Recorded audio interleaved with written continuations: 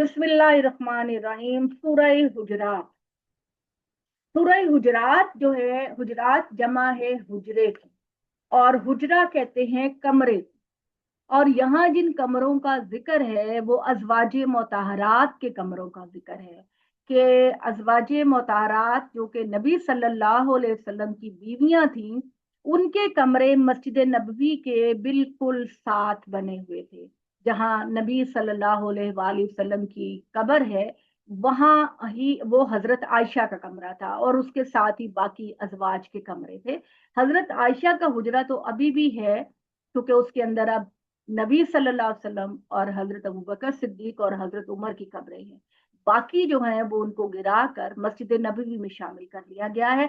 तो मुनाफिकीन ये करते थे कि किसी चीज का लेने के बहाने वो अजवाजे मोताहरात के हुजरों के पास जाते थे और आवाजें देकर किसी चीज का बहाना करके मांगते, और फिर अजवाजे मोताहरात को तरह तरह की फजूल बातों में उलझाने की कोशिश करते थे।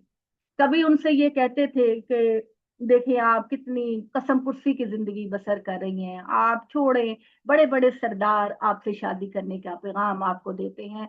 तो इस तरह की मुनाफिकीन कोशिश करके नबी सल्लल्लाहु अलैहि वसल्लम के घर को खराब करने की कोशिश करते थे। इसी जिमन में मैंने आपको बताया कि सूरह अहज़ाब के अंदर, क्योंकि नबी सल्लल्लाहु अलैहि वसल्लम ने अपना मिशन कंप्लीट करके इस दुनिया से चले जाना था, तो इस वजह से ये कह दिया गया कि अजवाज मोहतारात में से जो तो नबी के साथ नहीं रहना चाहती और आलिशान जिंदगी इन मुनाफिकों की बातों में आके बसर करना चाहती है, तो आओ फिर नबी तुमको फारिग कर देता है दे दिलाकर अच्छे तरीके से। लेकिन अगर तुम पूरी वफा के साथ अल्लाह के नबी के साथ रहना चाहती हो, तो कुछ आम औरतों की निस्बत तुम्हें कुर्बानियां देनी पड़ेंगी। उनमें से एक ये कुर्बानी है कि तुम अब ज्यादा बन संवर कर बाहर नहीं निकला करोगी, आम बेगमात की तरह अपनी नमूदो नुमाइश नहीं करोगी, बल्कि अपने घरों में टिक कर अल्लाह के दीन के फरोग और सरबुलंदी की तालीमात दोगी। और दूसरा ये वाली बात कि जब मोहम्मद इस दुनिया से चले जाएंगे तो तुमने कभी दोबारा शादी नहीं करनी, ठीक है। और वो भी आपने देखा कि अगर तुम्हें घर से बाहर निकलने की जरूरत पड़े, तो आम औरतें के लिए जो हुक्म है वो तो सूरह नूर में है, लेकिन सूरह अहज़ाब में कहा गया कि तुम अपनी चादर जो बाहर लेके जाती हो उसका एक पल्लू अपने चेहरे के करीब कर लिया करो, ताकि मुनाफिकीन पर कोई जवाज ना रहे कि हम मुसलमान खवातीन को पहचान नहीं सके। तो बिस्मिल्लाहिर्रहमानिर्रहीम। ईमान वालो, अल्लाह और उसके रसूल के आगे अपनी राय को मुकद्दम ना किया करो। होता है ना कि जब आप मजलिस शूरा कर रहे होते हैं, मशवरा कर रहे होते हैं या डिस्कशन कर रहे होते हैं, तो कोई इसका एहतराम किए बगैर कि कोई टीचर बोल रहा है या कोई पैगंबर बोल रहा है, लोग अपनी आवाज को उसकी आवाज से ऊपर करके या उसकी बात को काट कर अपनी बात को पेश करते हैं, जो कि एक बेअदबी का मजहर बनता है। आप कॉलेज यूनिवर्सिटीज में जाते हैं तो आपको परमिशन नहीं होती कि टीचर जब बोल रहा है तो टीचर की बात को काट कर आप अपनी बात करें। ये मैनर्स की बात है। तो अल्लाह का पैगंबर जो है वो तो बहुत ऊंचा मुकाम है। अल्लाह का पैगंबर तो खुदा का सफीर होता है, तो उसके सामने बोलना और ऊंची आवाज में बोलना, नबी सल्लल्लाहु अलैहि वसल्लम की आवाज तो बहुत धीमी, बड़ी मुलायम और बड़ी नरम थी। लेकिन जो देहाती लोग थे, और आपको पता ना कि वो इतने ट्रेन नहीं होते, वेल मैनर्ड नहीं होते थे, वो हजूर से जब बात करते थे तो बात में उनकी आवाज ऊंची हो जाती, और वो कभी कभी अपनी बात को पहले कहने की कोशिश करते हैं। तो अल्लाह ताला ने इस बात को कहा कि ये गलत बात है। मोहम्मद की राय पर अपनी राय को मुकद्दम ना करो, अल्लाह से डरते रहो, बेशक अल्लाह ताला सुनने वाला जानने वाला है। ईमान वालों, अपनी आवाजों को पैगंबर की आवाज पर ऊंचा ना होने दो, और ना उसको इस तरह आवाज देकर पुकारो जिस तरह आपस में एक दूसरे को पुकारते हो। ऐसा ना हो कि तुम्हारा किया कराया सब गाया जाए और तुम्हें एहसास भी ना हो। याद रखो, جو اللہ کے رسول کے آگے اپنی آواز پست رکھتے ہیں وہی ہیں جن کے دلوں کو اللہ نے تقویٰ کی افزائش کے لیے جانچ کر منتخب کر دیا. ان کے لیے مغفرت بھی ہے اور اجر عظیم بھی, اس میں کچھ شک نہیں ہے. محمد کے جو لوگ تم کو ہجروں کے باہر سے پکارتے ہیں ان میں سے اکثر سمجھ نہیں رکھتے. اگر یہ لوگ صبر کے ساتھ انتظار کر لیتے تو خود ان کے پاس نکل کر آ جاتے تو ان کے حق میں بہتر ہوتا. بہرحال درگزر کرو, اللہ بخشنے والا اور اس کی شفقت ابدی ہے. اب ان کا منافقین کا ایک کام یہ بھی ہوتا تھا اور دیہاتی لوگوں کا کہ جب نبی صلی اللہ علیہ وسلم اپنے گھروں میں ہوتے تو انہوں نے کوئی بات کرنی ہوتی تو وہ کمرے کے باہر کھڑے ہو کے کہتے ہیں یا محمد باہر آؤ ہماری طرف. تو اللہ تعالیٰ کو یہ انداز بھی پسند نہیں آیا کہ یہ میرے نبی کے ساتھ اس طرح سے اس کی عزت کے مطابق نہیں ہے کہ تم ان کو پکارو. اس بات کا نبی کو موقع دیا کرو کہ وہ خود تمہاری طرف آئے, وہ آرام کر رہے ہوں گے, وہ لیٹے ہوں گے, وہ تم اس طرح سے ان کو آواز دے کے نہ باہر بلایا کرو. وہ خود آئیں گے, تشریف لائیں گے, تمہیں جو کچھ کہنا ہے تو تم ان کو کہا کرو. ایمان والوں اگر ان پکارنے والوں میں کوئی نافرمان ہے تو تمہارے پاس کوئی خبر لے کر آئے تو اس کی اچھی طرح تحقیق کر لیا کرو. ایسا نہ ہو کہ تم جذبات سے مغلوب ہو کر کسی قوم پر جا چڑھو, پھر تم کو اپنے کیے پر پچھتانا پڑے. اور تم یہ بات بھی اچھی طرح جان رکھو کہ تمہارے اندر خدا کا رسول موجود ہے, لہذا کسی طرح مناسب نہیں کہ اپنی رائیوں پر اصرار کرو. اگر بہت سے معاملات میں تمہاری بات وہ مان لے تو تم بہت مشکل میں پڑ جاؤ گے جس طرح اس سے پہلے پڑے رہتے تھے. مگر اللہ نے تمہارے آگے ایمان کو محبوب بنایا اور اس کو تمہارے دلوں میں اچھا کر دکھایا, اور کفر و فسق اور پیغمبر کی نافرمانی کو تمہاری نگاہوں میں سخت ناپسندیدہ کر دیا. اللہ کے فضل و احسان سے یہی لوگ راہ راست پر ہیں کہ اس نعمت سے بہرہ یاب ہے. اللہ علیم و حکیم ہے. تمہاری وحدت اسی میں قائم ہے. اگر مسلمانوں کے دو گروہ آپس میں لڑ پڑے تو اے مسلمانوں ان کے درمیان صلح کرا دو. پھر اگر ان میں سے ایک گروہ دوسرے پر زیادتی کرے تو جو زیادتی کرے اسے تم جنگ لڑو یہاں تک کہ وہ اللہ کے فیصلے کی طرف رجوع کر لے. اگر یہ رجوع کر لے تو دونوں کے درمیان عدل کے ساتھ مصالحت کرا دو اور ٹھیک ٹھیک انصاف کرو. یقیناً اللہ انصاف کرنے والوں کو دوست رکھتا ہے. ایمان والے تو آپس میں بھائی بھائی ہیں, لہذا دونوں بھائیوں کے مابین مصالحت کرا دو. اللہ سے ڈرتے رہو تاکہ تم پر رحم کیا جائے. اے ایمان والو, اسی بھائی چارے کا تقاضا ہے کہ نہ تمہارے مرد دوسرے مردوں کا مذاق اڑائیں, ہو سکتا ہے کہ وہ ان سے بہتر ہو, نہ تمہاری عورتیں دوسروں کا مذاق. یہ بھی ہوتا ہے کہ ہم لوگوں میں کبھی تکبر آ جاتا ہے, غرور آ جاتا ہے. ہم سمجھتے ہیں ہمیں پہننے اوڑھنے کا زیادہ سلیقہ ہے, ہمیں رہنے کا زیادہ سلیقہ ہے.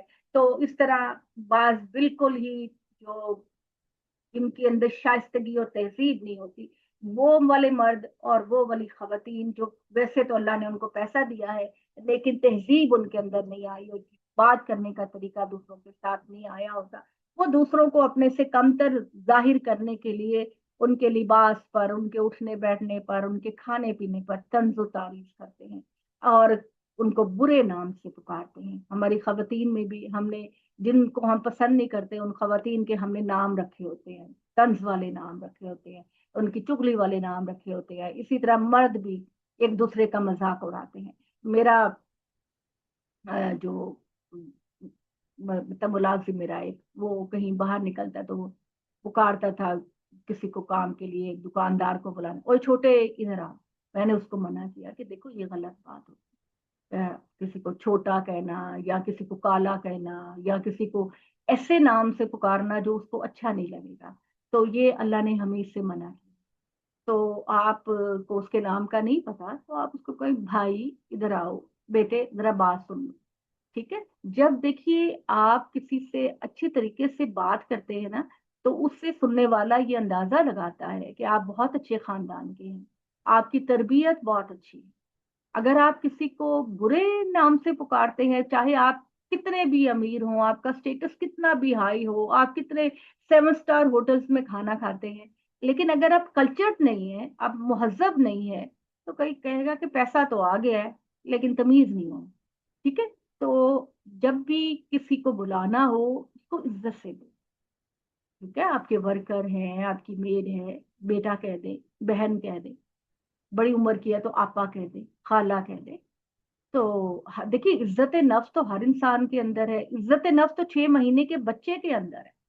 اور میں آپ کو بتاؤں عزت نفس جانوروں کے اندر میں نے دیکھا ہے کہ جانوروں کے اندر عزت نفس پائی جاتی ہے. تو اس لیے اگر آپ کسی کا کچھ نہیں کر سکتے تو کم سے کم اس کی عزت نفس کا خیال کریں.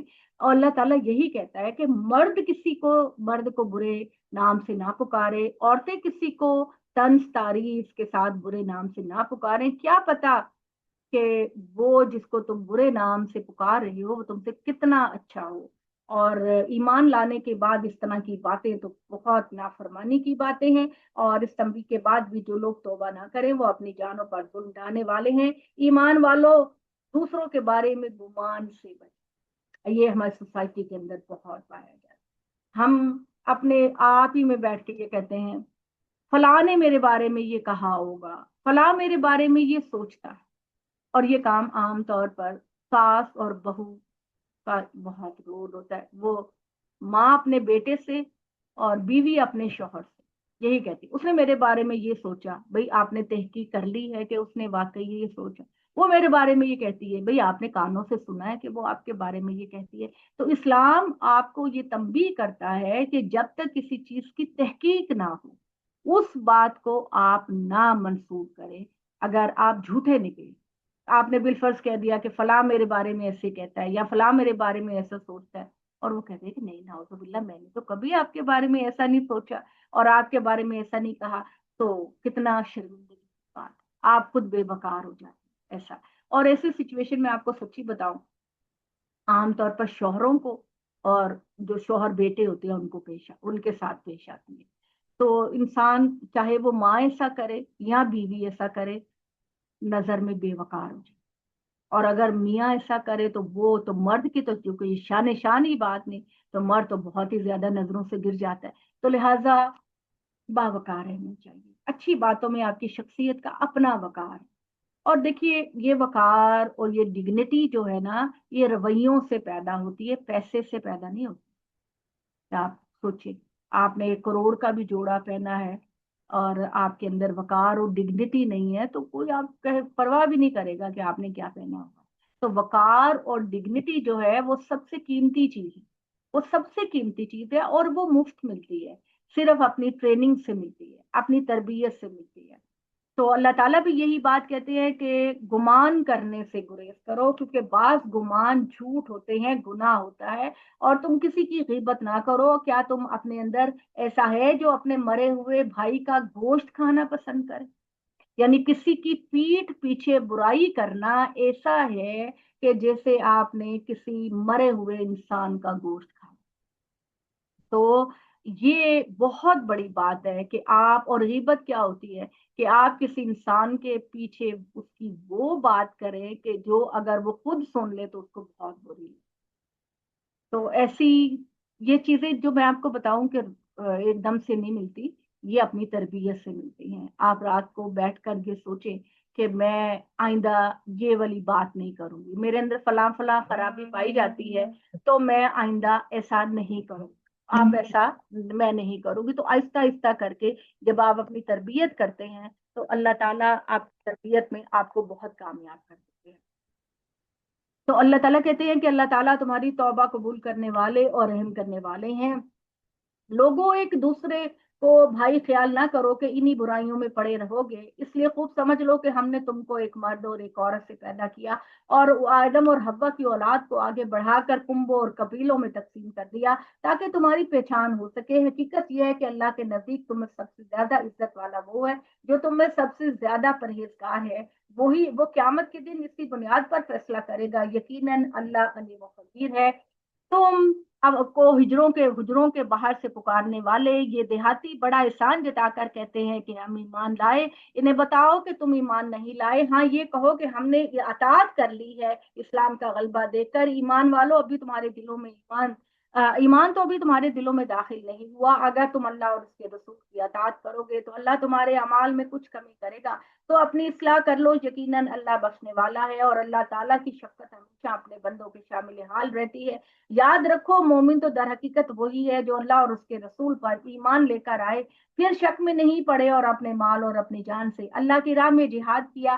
یہی سچے لوگ، اور اللہ تعالیٰ نے کہا کہ یہی سچے لوگ ہیں اور اپنے مال اور اپنی جانوں سے یہ لوگ جو کچھ بھی اللہ کی راہ میں خرچ کریں گے تو اللہ تعالیٰ اس کا اجر ان کو عطا کرے گا۔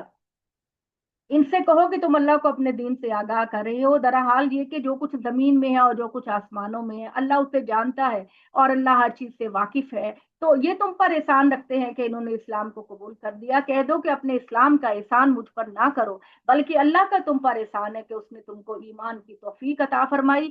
اگر تم اپنے دعوے میں سچے ہو، اس میں کچھ شک نہیں کہ زمین و آسمان کا سارا غیب کا علم اللہ کے پاس ہے، اور جو کچھ تم کرتے ہو اللہ اسے دیکھ رہا ہے۔ جی، سورہ حجرات بھی ہماری ماشاء اللہ سے مکمل ہو گئی۔